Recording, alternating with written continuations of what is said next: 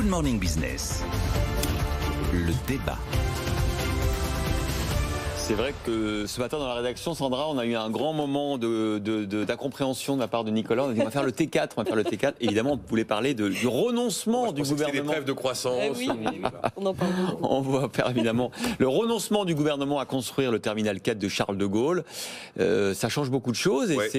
c'est quand même une décision majeure et structurante. Alors c'est majeur et structurant. On est sur un projet de 7 à 9 milliards d'euros qui devait voir le jour en 2037.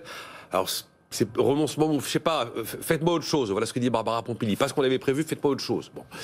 L'idée, c'était d'accueillir 40 millions de passagers en plus par an. En 2019, il y a eu 80 millions de passagers à Roissy. Et en 2020, il y en a eu 22 millions.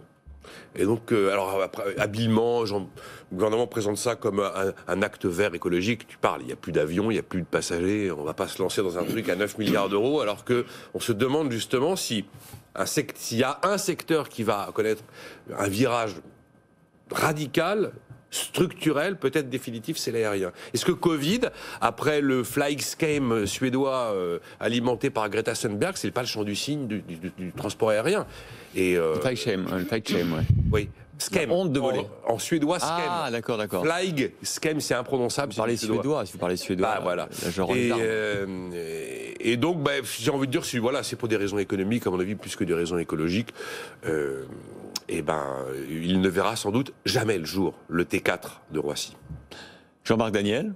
Non, je ne suis pas convaincu que ce soit pour des raisons économiques. Je pense que, effectivement, quand on regarde l'évolution du transport aérien, ce qui est frappant, c'est la vitesse à laquelle on a révisé complètement toutes les prévisions qui étaient faites. Vous prenez 2019. 2019, le transport aérien s'interroge sur son avenir, puisque c'est 100 ans après le premier vol commercial aérien. En 100 ans, vous imaginez, hein. Donc, pour les auditeurs téléspectateurs qui ne le savent pas, mais nous sommes directement associés à ce vol, puisque l'adresse de la maison, c'est rue Lucien Bossoutreau. Et Lucien Bossoutreau, c'était le pilote du premier vol qui a fait... Merci pour ce moment de culture. De culture, voilà. Mais nous passons tous les matins dans cette rue, donc c'est une occasion de se souvenir de cet événement. Donc vous vous rendez compte, 1919, un vol, il y avait 12 personnes à bord. Aujourd'hui, c'est par milliards qu'on compte le nombre de gens qui circulent en transport aérien en 2019. Et le transport aérien est vécu comme devant être multiplié par 2 à l'horizon 2050 au niveau... Et puis arrive l'année 2020, donc la cassure... Je pense que c'est un événement qui effectivement va conduire à une réorientation à la fois du tourisme, de l'activité culturelle, des transports d'une façon générale.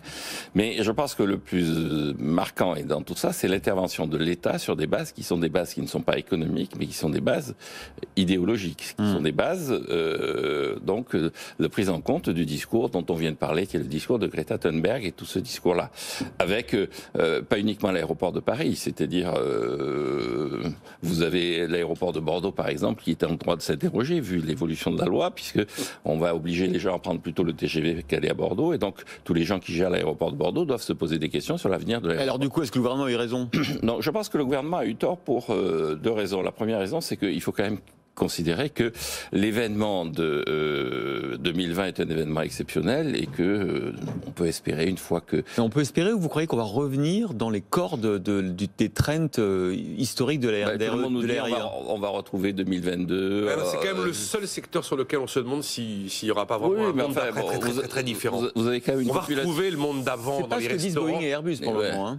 Oui, on ne sait pas, l'histoire. Vous avez quand même une appétence pour le tourisme et une population qui vieillit, qui réclame du tourisme, qui correspond typiquement à ce que réclame le transport aérien. Mais est-ce qu'il fallait prendre le risque de construire le T4 tel qu'il avait été conçu, Jean-Marc, alors même que vous-même, vous émettez des doutes et vous posez des questions? Non, mais il faut absolument réfléchir à comment intégrer, y compris l'évolution technologique. C'est-à-dire que les compagnies aériennes s'adaptent au discours écologique. Les compagnies aériennes sont dans une phase de destruction créatrice, alors que les écologistes sont dans une logique, et la loi qui s'en inspire est dans une logique de pure destruction.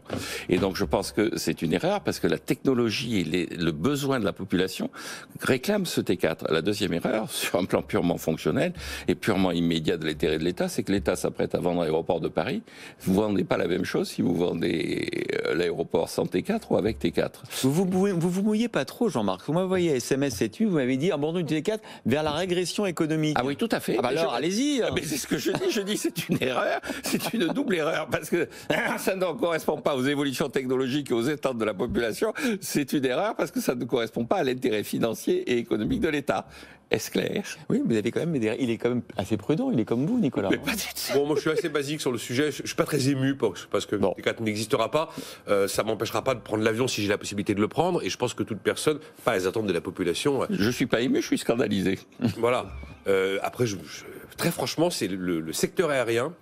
C'est quand même le secteur sur lequel il y a le plus gros point d'interrogation pour savoir comment est-ce qu'il va sortir de cette histoire. Bon, écoutez, Pas à cause de Greta Thunberg, mais à cause d'un changement de comportement. On sait que le e-commerce s'est imposé en 2020 et qu'il n'y aura pas de machine arrière probablement, mais le secteur aérien, est-ce qu'il y aura un retour au monde d'avant? Écoutez, finalement, Nicolas m'a plus convaincu que vous, Jean-Marc. Vous n'avez pas été bon là-dessus. Pourtant, j'ai pas dit grand-chose. Non, mais c'est vrai, finalement, on a raison de se poser un peu, de réfléchir peut-être. Vous avez dit à Jean-Marc que je commence parce que de toute façon, j'ai rien à dire.